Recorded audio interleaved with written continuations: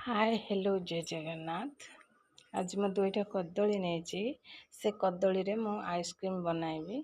से दुईटा कदली चोपा छड़े नवा। देखो मुझे चोपा छड़े नेली ता सहित मुझे कौन कली पीस पीस कर काटी नेली। तापर काटी सारा पर आम आइस सांबर रखी नवा। आइस सांबर रखी नवा।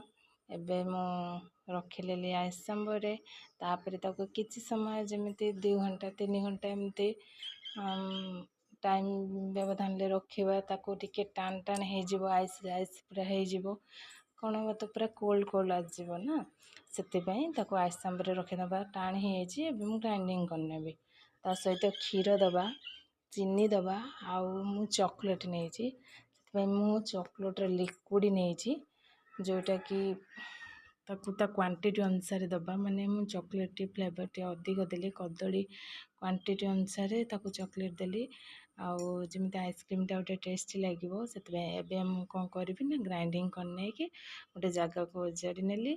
एबे ता ऊपर पेस्ता माने जहाँ तुम इच्छा ता ऊपर टिके गार्निश करने कि मुझे कौन कली आइस रे रखिकी ताकू रखीनेली 4-5 घंटा 6 घंटा व्यवधान रखीदे तापर आम खोली कौन करवा देखते एमती कर मोर तो ना आइसक्रीम खोलियापाई तो यहाँ मोर गोटे चामच था जोटा कि से आइसक्रीम खोलियापाई पूरा ठीक मापर बाहरला आ सहित मो आइसक्रीम देखु मुझे चॉकलेट फ्लेवर जो थिला लिक्विडटा मुझे देनेली आइसक्रीम टा बहुत टेस्टी होता एमती खरी आम घरे बन खाଇବା बहुत टेस्टी लगे अति सहज उपाय भी हो आबे रोची जय जगन्नाथ। पुओ तो खाई बहुत माने खुशी।